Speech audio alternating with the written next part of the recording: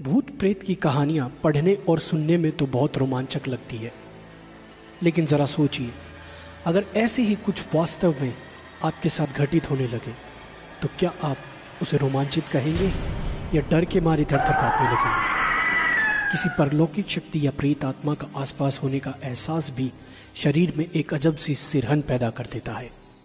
तो ऐसे में जाहिर सी बात है, जब आपका सामना ऐसे किसी ताकत से हो जाएगा तो आपका रोमांचक वहीं दम तोड़ देगा। वैसे तो कहने को बहुत सी ऐसी जगहें हैं जहां यह माना जाता है कि आत्माओं का वास है।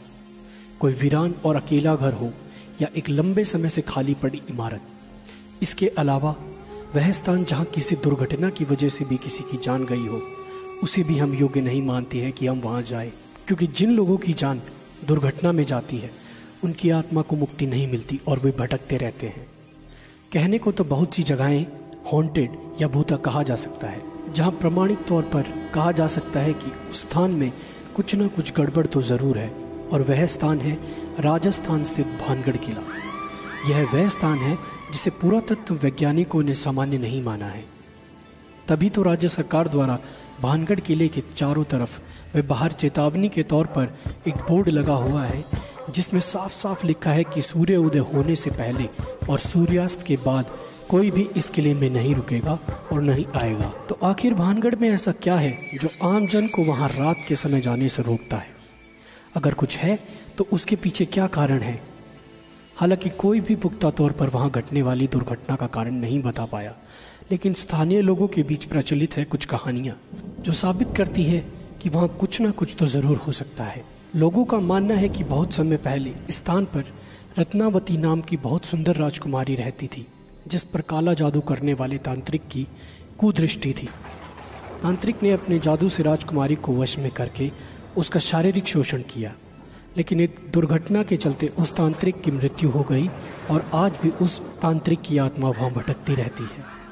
तांत्रिक के श्राप के अनुसार वह स्थान कभी भी बच नहीं सका। वहाँ रहने वाले लोगों की मृत्यु हो जाती है, लेकिन उनकी आत्मा को मुक्ति नहीं मिलती है। प्रचलित कहानी के अनुसार सिंधु देवड़ा महल के पास स्थित पहाड़ पर तांत्रिक क्रियाएं करता था। वह रानी रत्नावती के रूप पर आसक्त था। एक दिन भानगढ़ के बाजार में उसने देखा कि रानी की एक दासी रानी के लिए केश तेल लेने आई है। सिंधु देवड़ा ने उस तेल को अभिमंत्रित कर दिया कि वह तेल जिस पर भी लगेगा उससे वह तेल उसके पास ले आएगा। कहते हैं कि रानी ने जब तेल को देखा तो वह समझ गई कि यह तेल सिंधु सेवड़ा द्वारा अभिमंत्रित है। तो कहते हैं कि रानी भी बहुत सिद्ध थी, इसलिए उसने पहचान कर ली और दासी से उस तेल को तुरंत फेंक देने को कहा। दासी ने उस तेल को एक चट्टान पर गिरा दिया। कहते हैं अभिमंत्रित तेल ने चट्टान को उड़ाकर सिंधु सेवड़ा की ओर रवाना कर दिया। सिंधु सेवड़ा ने चट्टान देखकर अनुमान लगाया कि रानी उस पर बैठकर उसके पास आ रही है, सो उसने अभिमंत्रित तेल को रानी को सीधे अपनी छाती पर उतारने का आदेश दिया। जब चट्टान पास आई तब तांत्रिक को असलियत पता चली, तो उसने आनन फानन में चट्टान उसके ऊपर गिरने से पहले भानगढ़ नगर उजड़ने का श्राप दे दिया और खुद चट्टान के नीचे दबकर मर गया।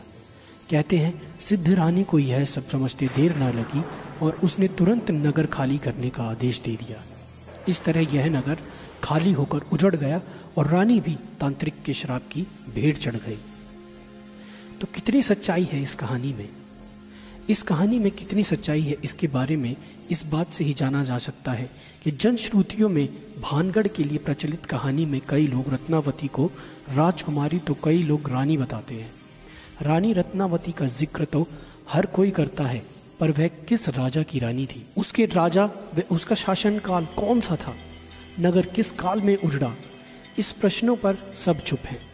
अक्सर लोग इस नगर व किले को 400 वर्ष पहले उजड़ा बताते हैं, पर किले में मिले विभिन्न राजाओं के शिलालेखों की तारीख देखने के बाद उसके उजड़ने की समय सीमा काफ़ी कम हो जाती है। पर बहरहाल बात चाहे जो भी हो, इस फोर्ट को या इस भानगढ़ के किले को अब भी लोग सबसे ज़्यादा डरावना मानते हैं, या कह सकते हैं कि भारत का सबसे प्राचीन स्थान जो भी है, जिसमें भूतों का निवास होने की पूरी आशंका या जहां भूत विराज करते हैं, वो भानगढ़ का किला ही है।